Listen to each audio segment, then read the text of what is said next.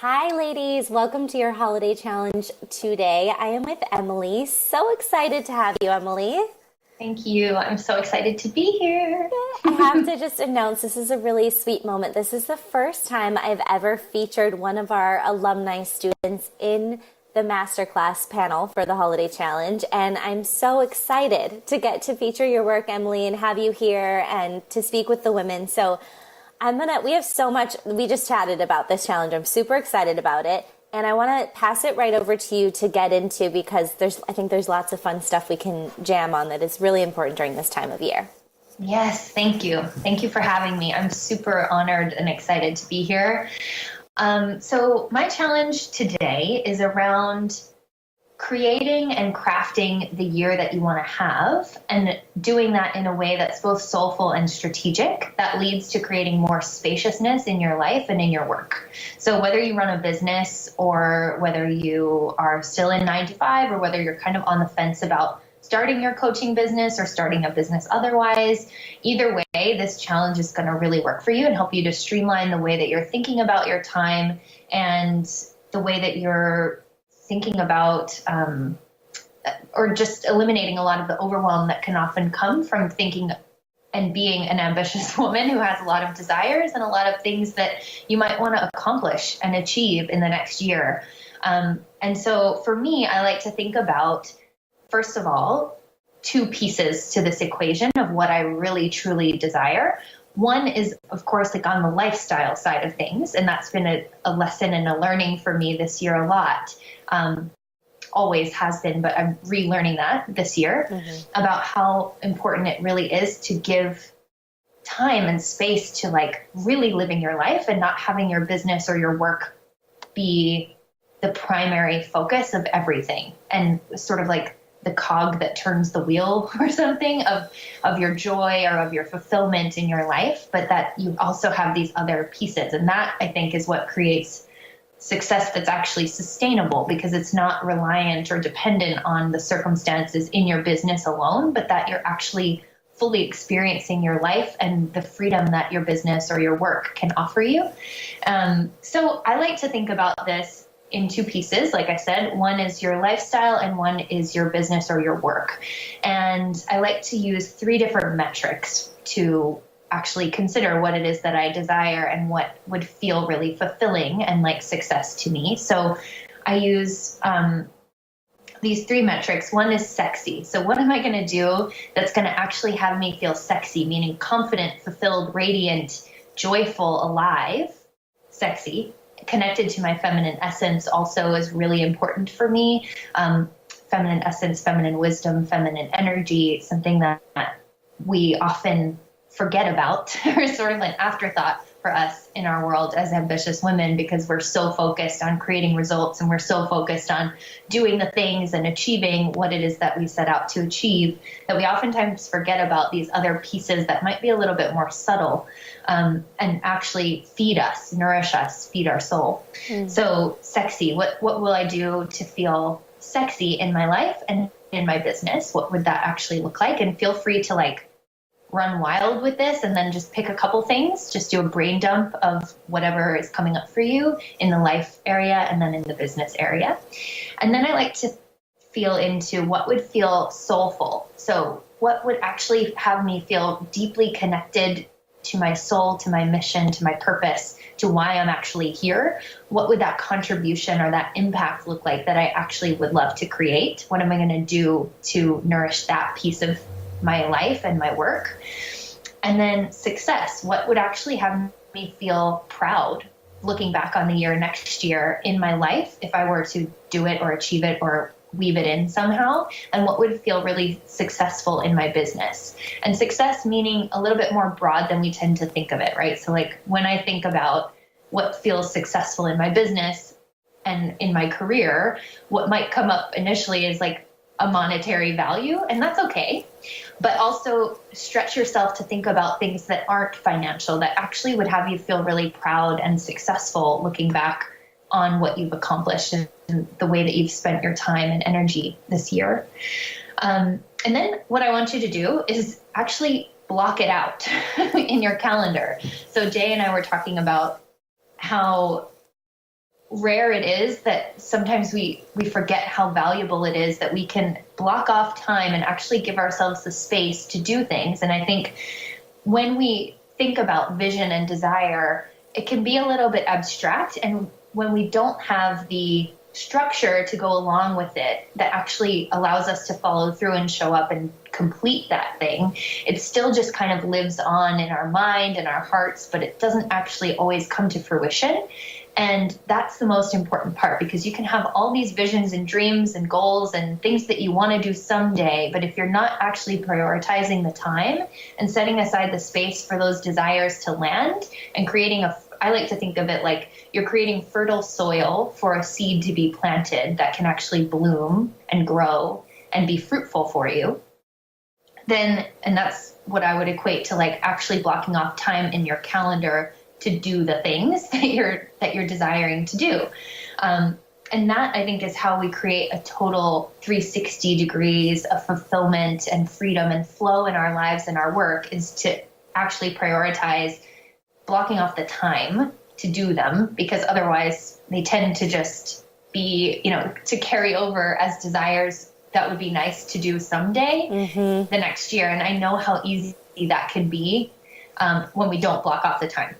So, Jay, did you have something to add? I just love this challenge so much, and so much of what you said, because of course we share so many values, which is why we've worked together in so many ways. Yes. I love a good theme.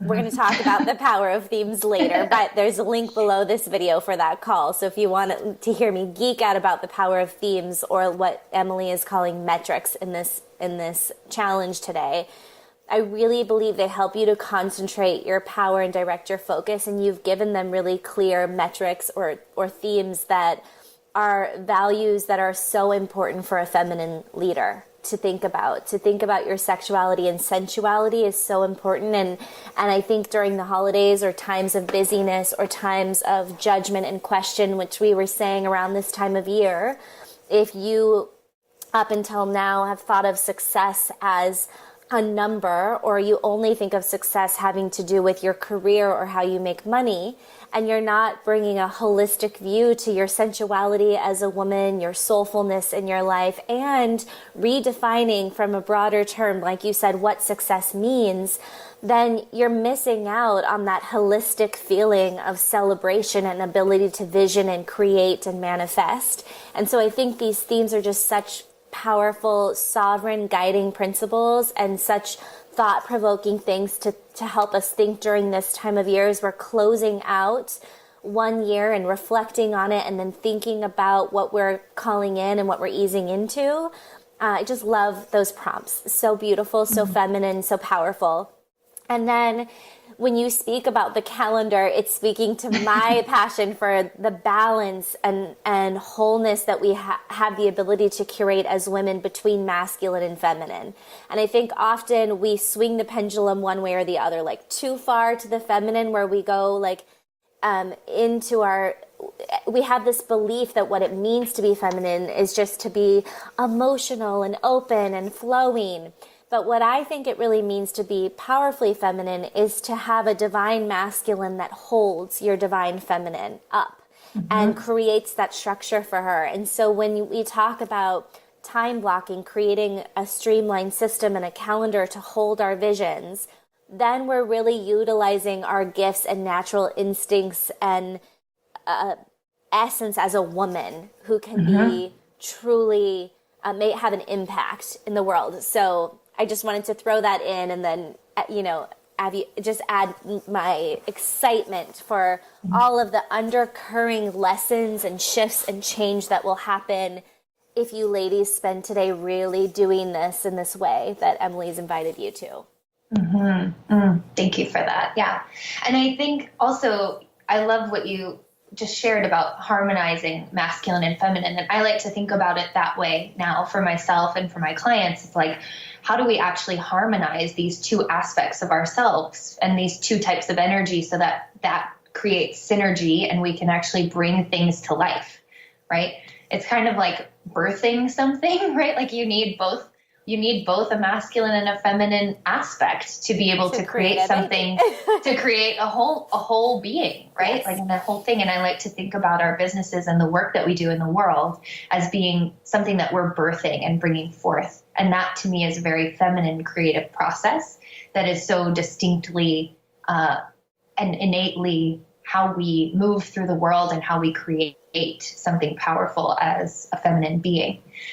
So I think one of the most important things also in this challenge is that you make a decision about what system you're going to use to track your time. And that sounds really heady, but I think this can get really out of control for a lot of women. And I know for all of my clients, this is one of the first things that we address, because if you don't have a decision made and a choice made about where you're tracking your time and how you're doing it, it becomes overwhelming and chaotic. And so I really want for you to get the most out of this challenge and get the most out of the year ahead by choosing and making a decision about how you're going to track your time. So that can look like Google Calendar is my favorite way, because you can edit it really easily. You can color code all those beautiful things. You can invite people to events on your calendar. It's really easy if you're in the coaching industry to book things through there with clients or events or anything like that, or any industry, but specifically for coaches. Yeah. That was one of the hardest shifts for me, but it's become one of the most valuable things I'll teach women now in Mentor Masterclass. Like Google Calendar, getting my stuff out of my planner for the year or my wall calendar and moving it virtually was hard because I love colored pens and writing. But really, when we're talking about simplifying your mind and getting it all in one space where it's shareable, where there's reminders that are set up, where it's one spot that holds it all, I think I haven't found anything better than Google Calendar. And now I know my way around. It was so wonky at first, so if you're not used to having a virtual calendar, but so powerful if you can start to make the shift. And if they make that shift today, that's like one of the best moves they can make for lessening overwhelm and systemizing and getting ready to have an online business, because there's all kinds of little tools and things that just make life easier by using it. Right. Yeah. And I was also thinking too, with Google Calendar, you're really setting up a foundation to build your business, but also to build a team of people who can support you eventually, even if that's not where you are today. It's going to make that transition so much easier and just simplify things for you down the road. It's sort of like setting up your accounting system before you really feel that you're ready to do that, because later it's going to just be an overwhelming pile that you're going to have to dig into and peel through, and it's going to be stressful. So the more things that you can do as a rule in the beginning to set yourself up with structures and systems that work for you and that you can learn, even if there's a learning curve with Google Calendar, or if it's uncomfortable, I think the better. If you don't run a business and the way that you prefer to like manage your time is in a planner or something else, great. You do what works for you. But I would recommend finding today something that feels really beautiful and inspiring for you to track your time in, whatever that might look like. So that's the challenge. So go through these questions, consider, what does sexy, soulful success mean to you in life and business? What are the action steps that you want to take this coming year? And then actually take the time to block them off in your calendar.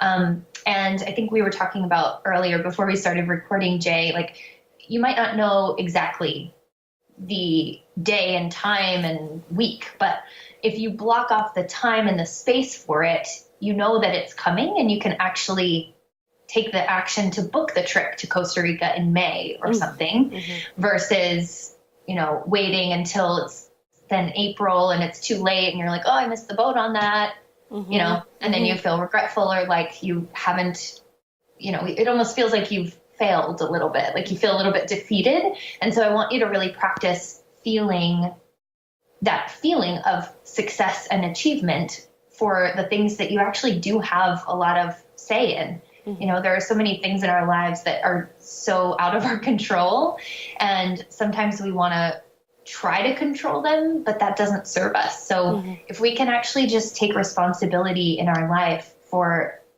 following through with the things that we do have control over, like booking a trip or doing those little things that are going to really make a big difference in the way that we're experiencing our life and our work next year, that's going to change everything. This is a transformational experience to have. And today it can be simple. You can start with simple, but what I want to share is, I think just to throw out some ideas, like the first time I've done this years ago, I know what came up for me is wanting to have quality time with my daughter. It was one of the things that was really important, to have adventures and play. When I felt into my week of working, I felt like Wednesdays are always like that hump day, and I just wanted to take them off, to be back with my daughter and not feel guilty about working or be like so into work in my life, like have other things take priority. So that's where Wednesday became blocked off as my day of adventure to spend with my daughter. And then other things like knowing when I'm ovulating every month. There's a week in the month where I work out harder during that time, and that's blocked off. So there's less things on the calendar, and the gym becomes more of a priority during that time. So I'm sharing these ideas because it's connected to something, a belief system that we have, that is, we don't control our time. That like we have these obligations and we're so busy, we have to give of ourselves so much. And when you're starting a business, if you go in with that belief, then your business is going to be everything that you've had in your past work experiences. But this challenge today is setting everybody up to start thinking more about how you want to feel in your life, and then getting clear about the power you have to create boundaries around your time and to actually manifest and implement and do what you want to do to feel how you want to feel. And a lot can come up around this. Like when you mentioned, and you were we brushed past it, but it's like that belief that you can't control your time. This is how you begin to reprogram that belief and to say, actually, I can create the kind of experience that I want to have and the feelings that I want to feel within my personal life and within my business. So I want to honor that if something deep comes up for you or you catch a belief, beautiful, because that's the whole point of these challenges. While it's going to be so fun to think about your sexy, soulful success and that vision and then play with when it's going to happen, know that if you rub up against some darker qualities or aspects of yourself or beliefs about the world, that's the whole point of these rituals, is to reveal them and then give you a resource. And that's the resource that you've given them to move through this. Make it fun, inspirational, get it done, and then watch your life literally change and transform. Your relationship to time becomes something completely brand new. Yes. Yay! I'm so excited. So Emily, how do you want them to share? I would love for them to share it with a photo or a screenshot. If you do this on Google Calendar, you can take a screenshot or a photo and share it on. Yeah, all the hashtags and tags are below. Yes. Beautiful. Emily, anything else you want to say before we send them off to vision and map out?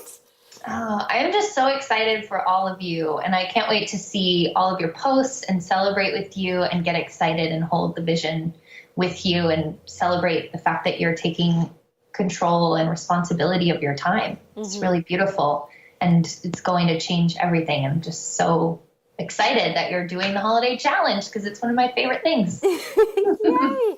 I can't wait to see your calendars too. I hope this is a fun experience. Tag Emily and I below, as well as Mentor Masterclass.